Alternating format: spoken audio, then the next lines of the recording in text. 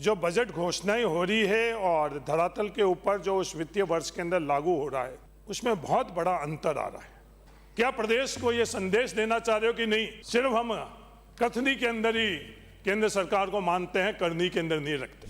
पर इस double engine सरकार और जिन प्रधानमंत्री जी की आप चर्चा कर रहे हो, क्या उससे प्रदेश को कुछ मिल रहा है या प्रदेश को जो मिल रहा है उसके अंदर ही बाधक? क्योंकि नियम के अनुसार सरकार कैबिनेट की होती है, पर मैं सदन के अंदर एक मंत्री से भी अपनी जिम्मेवारी लेते हुए मैंने नहीं देखी। सब ये कहते हैं कि भजनलाल जी की सरकार, मुख्यमंत्री जी आते हैं जहां से दोनों उप मुख्यमंत्री जी आते हैं, उसकी भी हवा की गुणवत्ता का अध्ययन नहीं हुआ। सभापति महोदय, बजट अपने आप में एक बहुत महत्वपूर्ण घोषणा होती है।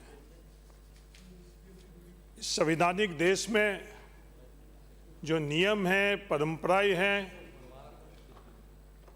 बजट के माध्यम से चुनी हुई सरकार को अधिकार मिलता है कि जो भी आर्थिक संसाधन उस राज्य या केंद्र सरकार के पास होते हैं उसका आने वाले वित्तीय वर्ष के अंदर प्रावधान करने का अधिकार उनको रहता है। हम लोग देख रहे हैं, देश देख रहा है, राजस्थान देख रहा है, जो बजट घोषणाएं हो रही है और धरातल के ऊपर जो उस वित्तीय वर्ष के अंदर लागू हो रहा है उसमें बहुत बड़ा अंतर आ रहा है। बजट जैसे महत्वपूर्ण काम की विश्वसनीयता पर अगर सवालिया निशान उठता है तो वह राज्य हित में नहीं। सिर्फ घोषणा करना, तालियां बजवाना, हेडलाइन लिखवाना ही बजट का मकसद नहीं रहता है। घोषणा करते वक्त तो ये बहुत अच्छा आंकड़ा नजर आया कि 15% ग्रोथ रेट होगी। सभापति महोदय, अगले वर्ष जब ये आंकड़ा आएगा इस वित्तीय वर्ष का, तो क्या 15% होगा? नहीं होगा। मैं ये कह रहा हूं, और अगले वित्तीय वर्ष के अंदर जब ये आंकड़ा आए तो उस वक्त आप खुद इसका आकलन कर लेना। और इस बजट की विश्वसनीयता का संदर्भ सिर्फ यही नहीं, बजट में जो पिछले वित्तीय वर्ष के अंदर नेट एक्सपेंडिचर का जो प्रावधान था वो और जो रिवाइज्ड के अंदर अंतर आया वो लगभग 20,145 करोड़ का आया, 5%।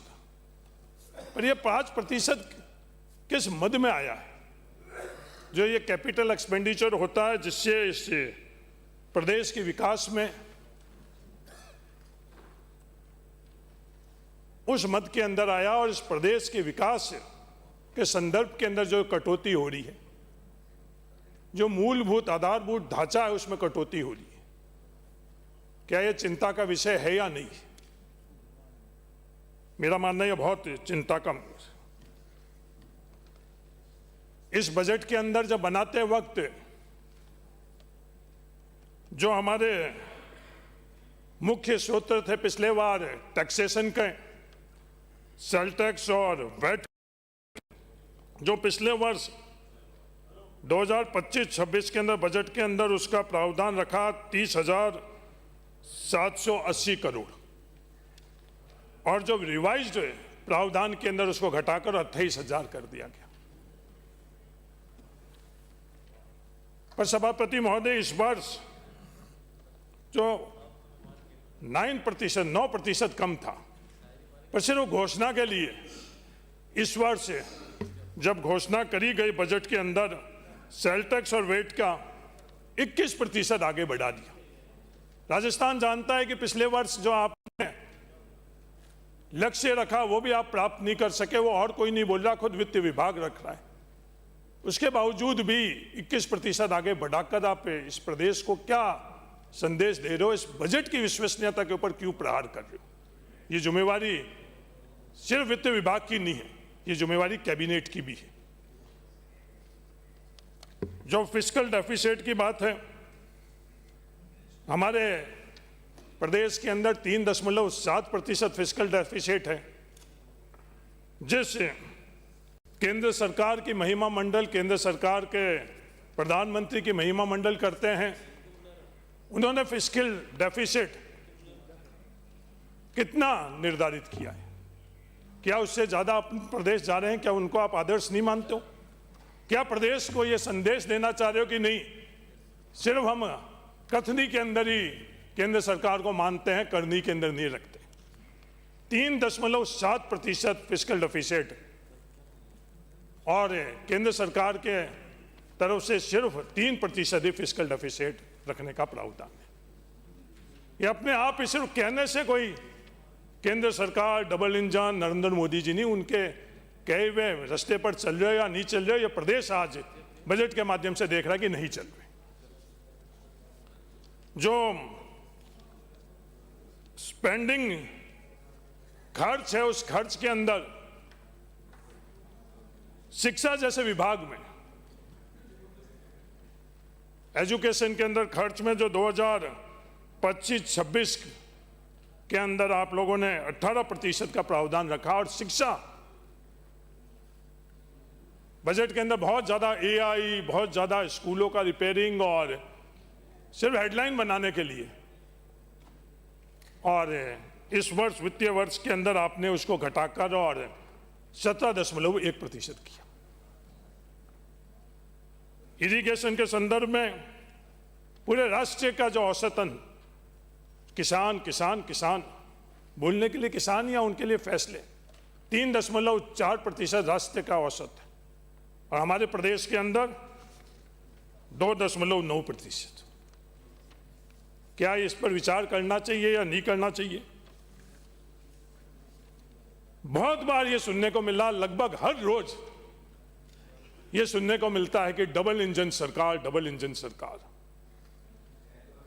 प्रधानमंत्री जी का नाम भी, पर इस डबल इंजन सरकार और जिन प्रधानमंत्री जी की आप चर्चा कर रहे हो, क्या उससे प्रदेश को कुछ मिल रहा है, या प्रदेश को जो मिल रहा है उसके अंदर ही बाधक? ये मैं नहीं कह रहा हूं। तो 16वां वित्तीय आयोग, डबल इंजन प्रतिपक्ष जो अरविंद पंगड़िया जी के नेतृत्व के अंदर सभापति महोदय जो 2026 से 31 तक के अंदर राजस्थान का जो अलोकेशन को घटाया गया है, सब मौन और सुन है, महिमा मंडल करने के अलावा कुछ नहीं है। इनको राजस्थान की परवाह नहीं है। राजस्थान के हक और अधिकारों के ऊपर जो डाका डाला गया है, ये मैं कह नहीं रहा हूं। 6.03% हम लोगों का हिस्सा हुआ करता था 15वें वित्त आयोग के अंदर, फाइनेंशियल कमीशन के अंदर 2021 और 26 के अंदर, वह घटाकर 5.93। इससे बड़ा राजस्थान के साथ कोई अन्याय नहीं हो सकता है। राजस्थान की जो आर्थिक ताकत में हिस्सेदारी थी वो तो आप लोगों ने घटाई, पर किसकी बढ़ाई? गुजरात की बढ़ाई। पर ये बोल नहीं सकते। पर मैं राजस्थान को कहना चाहता हूं कि आप देखो, आप समझो कौन अन्याय कर रहा है राजस्थान के, और कौन मौन है और कौन महिमा मंडल कर रहा है।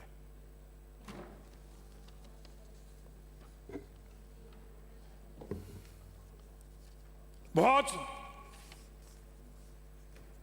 सुनाते हैं SC, ST, OBC, माइनॉरिटी, पर इस बजट के अंदर सभापति महोदय कितना प्रतिशत उनकी हिस्सेदारी रही? 0.9%। क्या पूरे देश में इस तरह की उनकी हिस्सेदारी रहती है? नहीं सभापति महोदय। तेलंगाना के अंदर 12.4%, आंध्र प्रदेश में 17.8%। क्या यह विकसित भारत बन सकता है इन लोगों के बिना? इन नाराओं से विकसित भारत बन सकता है, या इन लोगों की भी हिस्सेदारी और भागीदारी होनी चाहिए? क्या इन संसाधन के में इन लोगों की हिस्सेदारी और भागीदारी होनी चाहिए? यह बजट कहता है कि नहीं, इनकी हिस्सेदारी और भागीदारी नहीं होनी चाहिए। घर के संदर्भ में, हाउसिंग के संदर्भ में हेडलाइन बनती है, विज्ञापन बनते हैं, समारोह होते हैं, पर राजस्थान सरकार के बजट के अंदर मुझे वो आंकड़े कहते हुए भी शर्म आ रही है।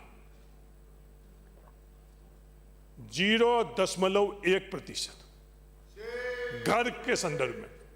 क्या पूरे देश के अंदर यही हालात है? नहीं।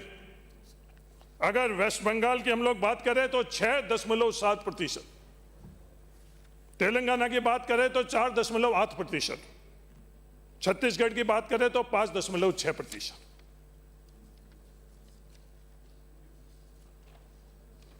सभापति महोदय, हर राज्य के अंदर जो बड़ा हिस्सा जो खर्च होता है उसमें रेवेन्यू रिसिप्ट के अंदर राजस्थान में भी 54% सिर्फ सैलरी, इंटरेस्ट और पेंशन में हो रहा है। 14% सब्सिडीज और इसके अंदर हो रहा है। उसके अलावा दूसरा खर्च भी हो रहा है। पर हम लोग राजस्थान को के आधारभूत सुविधाओं के लिए, इंफ्रास्ट्रक्चर के लिए कितना प्रतिशत दे पा रहे हैं? क्या राजस्थान को इसकी आवश्यकता है या नहीं है? इसके बारे में हमको सदन में चर्चा करनी चाहिए। नहीं है तो सदन मिलकर तय कर ले कि आर्थिक प्रबंधन के संदर्भ में कौन तय करेगा? सदन तय करेंगे। आज मंत्री लोग तो अपनी जिम्मेवारी नहीं ले रहे हैं, क्योंकि नियम के अनुसार सरकार कैबिनेट की होती है, पर मैं सदन के अंदर एक मंत्री से भी अपनी जिम्मेवारी लेते हुए मैंने नहीं देखी। सब ये कहते हैं कि भजन लाल जी की सरकार, जो गैर कानूनन है या अपनी खुद की जिम्मेवारी नहीं उठाने का इनकी सोच है। जब मैं मंत्री था तो उस दिन मैं इस सदन के अंदर लगातार बोलता था सरकार मेरी है। तो इस तरह से अगर ये कृत्य हो रहे हैं, स्टेट गवर्नमेंट की तरफ से जो बोरिंग है, जो हमारे पब्लिक सेक्टर के, जैसे कल भी इसकी चर्चा हुई कि आरटीडीसी लगभग अब बंद होने के कगार में, जो इनके लिए गारंटी है, ये गारंटी कौन दे रहा है? ये गारंटी राजस्थान दे रहा है, राजस्थान सरकार दे रही है। राजस्थान सरकार कितने प्रतिशत गारंटी दे रही है? राजस्थान सरकार 7.3% दे रही है, और जो एक working group of state government की गारंटी की जो कैप था वो 5% है। क्या ये हम लोगों के लिए चिंता का विषय नहीं है? ये हम लोगों के लिए चिंता का विषय है, और कौन चिंता करेगा? जो बजट के संदर्भ में हम लोग लगातार देख रहे हैं कि पिछले दफे बजट 6% जो तय किया गया, उसके अंदर हम लोगों ने टारगेट से रेवेन्यू 6% कम ली। क्या पूरे देश में ऐसी स्थिति है? नहीं, पूरे देश में ऐसी स्थिति नहीं है। कौन से प्रदेश के अंदर बजट जो अनाउंस हुआ है उतना ही बजट के रेवेन्यू रिसिप्ट रही है? सभापति महोदय, कर्नाटक के अंदर जो अनाउंस किया उतना ही नहीं, 2%, उससे ज्यादा रही है। तो क्या राजस्थान यह हक और अधिकार नहीं रखता है? इतनी ईमानदारी से जो हम लोग बजट रिसिप्ट के संदर्भ में घोषणा कर रहे हैं, वो बजट रिसिप्ट हम लोगों के पास साल में हम लोग उसको हासिल करना चाहिए, नहीं करना चाहिए? सभापति महोदय,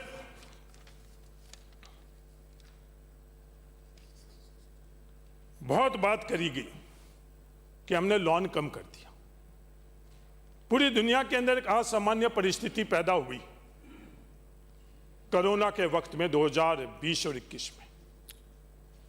केंद्र सरकार के पास कर लेने का अधिकार था, वो केंद्र सरकार ने राज्य सरकारों को आर्थिक मदद नहीं की। केंद्र सरकार ने फैसला लिया कि जो राज्य सरकारें हैं अपनी लोन, वो लोन की बोरिंग लिमिट थी जो, उसको बढ़ाने का फैसला लिया गया। जो 3% थी वो 5% हुई। और मुख्यमंत्री महोदय जी यहां बड़े विश्वास से बोल रहे हैं कि इस लोन के संदर्भ में, ये लोन हमारी मजबूरी थी उस वक्त, क्योंकि जो केंद्र सरकार की तरफ से राजस्थान को मिलना चाहिए था उस आपदा में, उससे केंद्र सरकार ने अपनी जिम्मेवारी से विमुख हो गई। पर ये उस वक्त का कुशल वित्तीय प्रबंधन था कि इस परिस्थिति के अंदर भी जो केंद्र सरकार की तरफ से प्रावधान किए गए थे, और खुद केंद्र सरकार ने वो लिमिट 5% से 3.5% कर ली, और वो अपने आप में एक अचीवमेंट के तौर पर बता रहे। तो ये जो आंकड़ों का खेल हो रहा है, ये राजस्थान के हित के अंदर नहीं। SASCI स्कीम के मार्फत से 50 साल तक हम लोगों को इंटरेस्ट फ्री लोन मिलने का प्रावधान है। वह इंटरेस्ट फ्री लोन देने का अधिकार केंद्र को है और लेने का हम लोगों का। पर उस प्रावधानों के अंदर जो कटौती हो रही है, पिछले वित्तीय वर्ष के अंदर जो कैपिटल एक्सपेंडिचर के अंदर 80% था, वो इस वित्तीय वर्ष के अंदर घटा है अनकंडीशनल लोन अलॉटमेंट में। क्या हम लोगों के लिए, राजस्थान के हित के लिए हुआ? पर इसकी चर्चा हम लोग नहीं करेंगे तो कौन करेगा? और इसका प्रभाव किस पर पड़ेगा? इसका प्रभाव सीधा अगर ये तो ये कैपिटल एक्सपेंडिचर में पड़ेगा। ये कैपिटल एक्सपेंडिचर होता क्या? जो मैंने पहले ही बताया था कि यही एक आधारभूत विकास है जिसके माध्यम से हम लोग आगे बढ़ सकते हैं। बाकी वाले जिस मद में खर्च हो रहे हैं वो सिर्फ बोलने के लिए बोलना। घोषणा के लिए हम लोगों ने पिछले बार ग्रीन बजट 2024-25 और पूरे साल के अंदर आकलन करे सभापति महोदय, अगर सबसे ज्यादा प्रहार किसी पर हुआ, जो हम लोगों के हर इंसान की सबसे पहली प्राथमिकता है हवा और पानी, और पिछले वर्ष सबसे ज्यादा प्रहार राजस्थान के हर व्यक्ति की हवा और पानी में हुआ। 60% से ज्यादा राजस्थान पीने योग्य इंसान का पानी नहीं, वैसा पानी पी रहा है। इस देश के अंदर सबसे ज्यादा प्रदूषित हवा कहीं है, वह राजस्थान में है। और पिछले वित्तीय वर्ष के अंदर जो हवा की गुणवत्ता है उसके अंदर गिरावट आई। बड़े बड़े हेडलाइन बन गई, विज्ञापन बन गई, घोषणा हो गई, बड़ी बड़ी तालियां बज गई, निर्दलीय लोगों ने भी तालियां बजा दी। पर राजस्थान के साथ क्या हुआ उस ग्रीन बजट में? यही न्याय जो संसदीय मंत्री जी हैं ये कह रहे हैं न्याय, जहां से ये खुद कर चुनकर आए हैं, उस शहर के अंदर क्या स्थिति है, और इनको अगर न्याय लग रहा है। कितना प्रदूषित आज जोधपुर हो चुका है उसके बारे में मैंने बड़ा विस्तृत ये बात करी। उसके बारे में कोई चिंता चर्चा नहीं, सिर्फ व्यंग के लिए, अहंकार के लिए और सत्ता के मद के लिए अगर कोई भाषा का उपयोग करना चाहे तो क्या ये लोकतंत्र में सही है गलत है? मेरे से बुजुर्ग है, मेरे से अनुभवी है, मुख्यमंत्री जी के बहुत चाहते हैं, ये जो भी बोलना चाहते हैं वो बोल सकते हैं। पर उस जोधपुर के साथ अन्याय हो रहा है, जिस जोधपुर ने मुझे भी बहुत कुछ दिया, इनको भी बहुत कुछ दे दी, और उसके बारे में चर्चा नहीं। सिर्फ घोषणा करने के लिए कि हम लोग एक एक्सीलेंट सेंटर बनाएंगे, पर जोधपुर का भी अध्ययन नहीं हुआ सभापति महोदय, बड़ा दुख की बात है।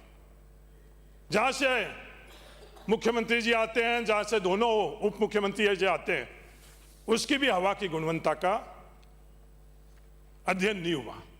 और यही अगर न्याय की परिभाषा है तो आपको मुबारक है कि यही अगर न्याय की परिभाषा है।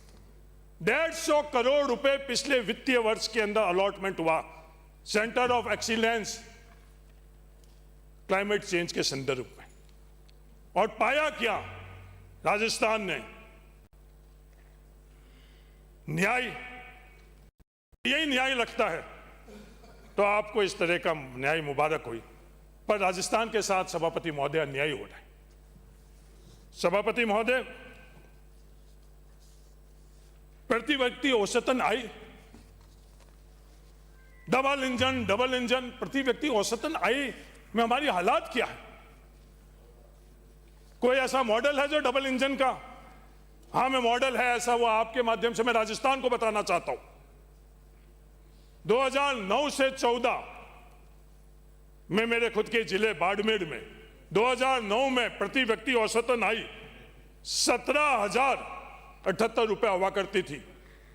2014 में 5 सालों में हमने डबल इंजन नहीं बोला, इंजन से उन लोगों को नहीं जोड़ा, सरकारों को इंजन से नहीं जोड़ा, सरकारें संविधानिक होती है। 5 साल के अंदर वो आए बढ़कर 1,21,000। कोई भी ऐसा उदाहरण हो तो आप बताओ। 614% प्रति व्यक्ति औसतन आय बढ़ी। ये डबल इंजन, सिंगल इंजन, इन दोनों इंजनों से बाड़मेर की प्रति व्यक्ति औसतन आय कितनी प्रतिशत बढ़ी? जब ये आंकड़े निकालते हैं तो सिर्फ 11% बची। और ये इन लोगों का न्याय है। न्याय का परिभाषा बेरोजगारी के संदर्भ के अंदर आज अगर देश की औसतन बेरोजगारी की 3 से 4% है तो राजस्थान की कितनी है? इन न्याय वालों के लिए राजस्थान की 4 से 5%। न्याय वालों के लिए जो 2025 की तिमाही जुलाई और सितंबर के अंदर 8.8% बेरोजगारी तरफ धकेल कर इन लोगों ने राजस्थान को न्याय दिया। घोषणाओं के संदर्भ में सभापति महोदय, हम लोग तो क्या आशा करें वित्तीय मंत्री जी से, जो अपना खुद का विभाग को भी बचा नहीं सकी, तो बाड़मेर को बचाने के लिए हम लोग क्या गुहार करें? पीडब्ल्यूडी विभाग में भी जो 7,000 2024-25 में था वो 3,800। शायद इसलिए सदन में आकर ये सुनना नहीं चाहती होगी वित्तीय मंत्री। बजट पर चर्चा हो रही है और वित्त मंत्री जी नहीं तो कल थी नहीं आज है, और ये न्याय हो रहा है। वाह भाई वाह। सभापति महोदय, नरेगा के संदर्भ में बहुत चर्चा हो रही है। एक पक्ष से कह रहा है कि अन्याय हुआ, नरेगा को जो संवैधानिक हक और अधिकार इस देश के हर ग्रामीण इलाके में रहने वाले परिवार को मिला वाला मजदूरी का, उसको छीना गया। पर यह प्रचार प्रसार प्रोपोगंडा के माध्यम से यह बोला गया, नहीं, जो 100 दिन का आप लोगों को रोजगार दिया जा रहा है वो 125 दिन, और अपनी खुद की पूरी ये प्रचार प्रसार पिछले दिनों के अंदर जाकर और सरकार में बैठे हुए मंत्रियों ने करी, उसकी खुद की पोल ऐसे बजट के अंदर खुली। ये मैं नहीं कह रहा हूं, जो पिछले वित्तीय वर्ष के अंदर नरेगा का अलॉटमेंट था 7,000 करोड़, जब 10% राजस्थान को हिस्सा देना था, और मैं बाड़मेर के उदाहरण दूं, 54 श्रमिक दिवस जो पिछली कांग्रेस की सरकार के अंदर 74 थे, वो तो पहले तो 54 किए, और कहने के लिए, नारों के लिए, हेडलाइन के लिए 125 दिन, और वो घटाकर 6,750। बढ़ाने चाहिए थे 4 गुणे। अगर वो अगर दिन होते तो भी 24,000 करोड़ थे।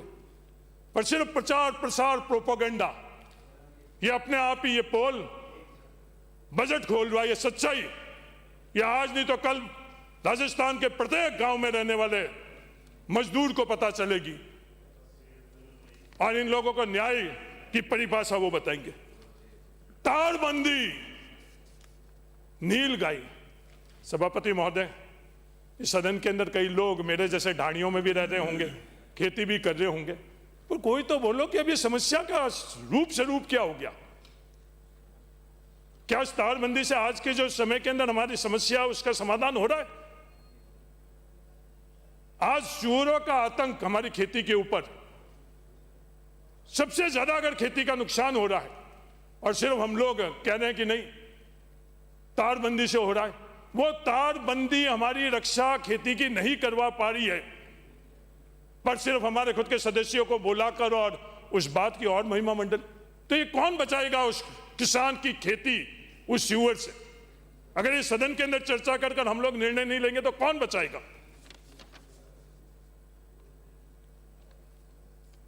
एआई की बहुत बात करी गई। सभापति महोदय, कल एक चिट्ठी लेकर राजस्व डिपार्टमेंट की तरफ से बीकानेर गया। अगर मंशा अगर सरकार की है तो मैं उनको बहुत बहुत मुबारकबाद देता हूं, पर क्या इस एआई के माध्यम से हम इसकी रखवाली कर सकते हैं?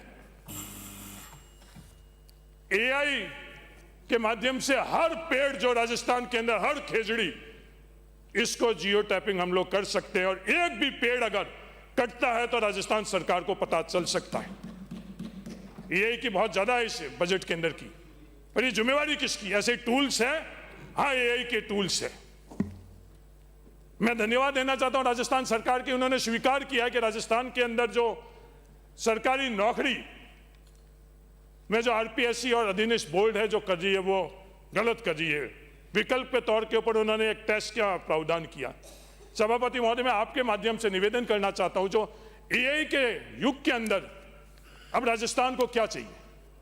एआई के युग में राजस्थान को, क्योंकि एआई टूल ऐसे भी बन चुके हैं, दुनिया के अंदर ऐसे इंटरव्यू भी हो रहे हैं नौकरियों के संदर्भ में, जो इंटरव्यू को भी वो एआई टूल। हमारे आरपीएससी के अंदर जो अन्याय हो रहे हैं, मैं नहीं कह रहा हूं आंकड़े उठाकर देख, सिर्फ नंबर कम कर नंबर का जो खेल हो रहा कोई भी निष्पक्ष तौर पर कर। तो अब समय आ चुका कि एआई के माध्यम से हम उन बच्चों की किताबें चेक करें, ओएमआर शीट चेक करें और एआई के माध्यम से हम लोग उसको करें। अभी नहीं तो कब करेंगे? मोहनगढ़ जैसलमेर के संदर्भ में पीएचडी की घोषणा हुई, मैं बहुत धन्यवाद देना चाहता हूं, पर मोहनगढ़ बाड़मेर जो पीएचडी की स्कीम है उसमें सिर्फ बिजली उपयुक्त पर्याप्त बिजली नहीं मिलने के कारण जितना पानी आना चाहिए सभापति महोदय, उससे 25% भी नहीं आ रहा, एक इकलौती बिजली उपलब्धता के कारण। लगातार मैं कह रहा हूं, सिर्फ स्कीम बनाने से नहीं, जो स्कीम में कमियां है उसको भी हम लोगों को देखना पड़ेगा। मोबाइल टेस्टिंग लैब के संदर्भ में इंदौर में मोबाइल टेस्टिंग लैब में जो दूषित पानी था वो हम लोगों को देखने नहीं मिला, उस तरह से जो दैनिक भास्कर ने एक्सपोज किया। अंत में सभापति महोदय, सीपीटी का प्रावधान किया। सभापति महोदय, सीपीटी जो सबसे ज्यादा रोजगार देने वाले टेक्सटाइल इंडस्ट्री है इस देश के अंदर, सरकार की जिम्मेवारी बनती है, पर सीपीटी की जगह ईटीपी किसने लगाया? और वो ईटीपी 100% जिसने भी ईटीपी लगाया वो ईटीपी प्रभावित, जो ईमानदार उद्योगपति है उनके ऊपर मार हो रही है। विराजे।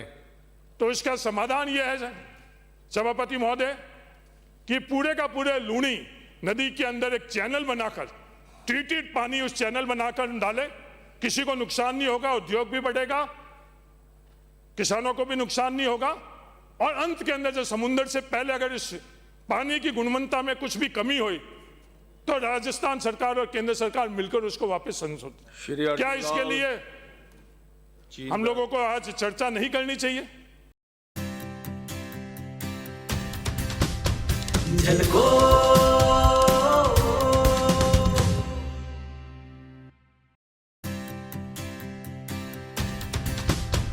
झलको